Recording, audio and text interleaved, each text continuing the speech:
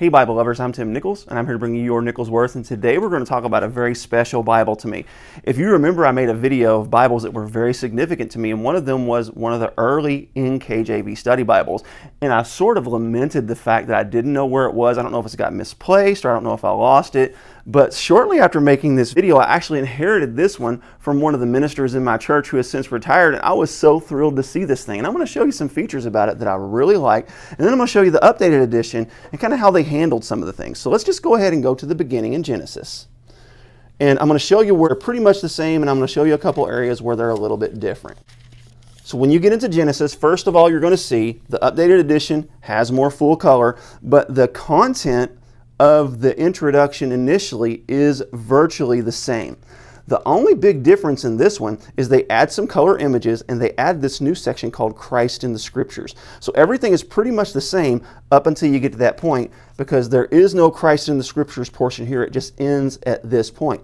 Outline is the same, timeline is the same, laid out a little bit different. And then when you get into the text of the Scripture, here's where I loved this Bible when I first got it. First of all, the commentary is pretty much the same. I'm sure there'll probably be some updates that I'm unaware of. The cross-references seem to be a little less robust, and they're down here in the commentary, where this one has the cross-references and the footnotes at the bottom of the text.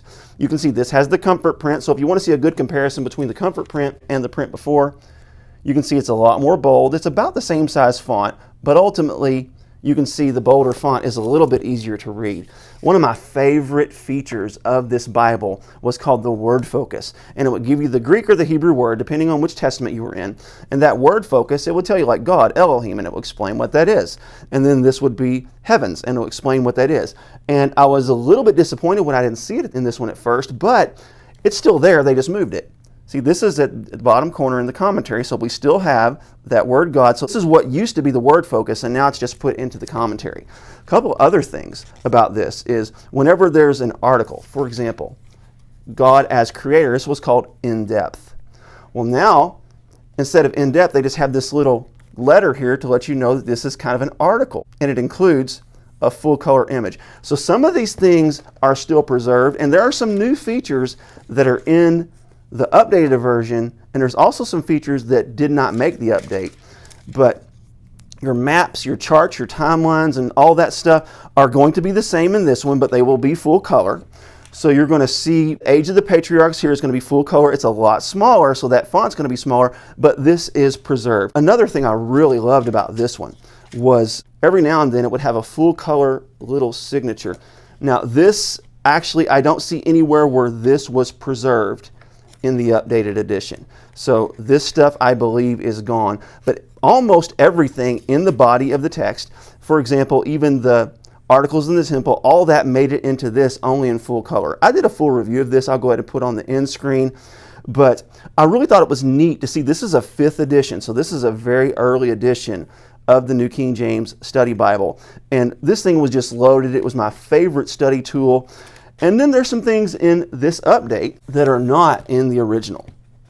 Let me give you some examples. Anything that has the little letter or the little article symbol there, that's going to be a pullover from that in-depth section of the original.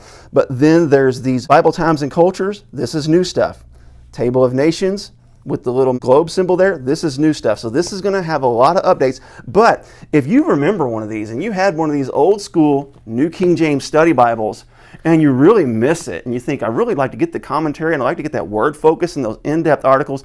Yes, those full color sections in the middle of some of the books, those are going to be missing, but you're going to gain a lot of extra stuff with those Bible Times and Cultures, and also with the extra maps and some extra features. And I'm also sure they've updated and beefed up some of the commentary since then. But if you had this and you misplaced it like I did and you can't find it, all is not lost. You can get an updated edition. But I am so happy to have an original edition. And as you can see, this one is in bonded leather.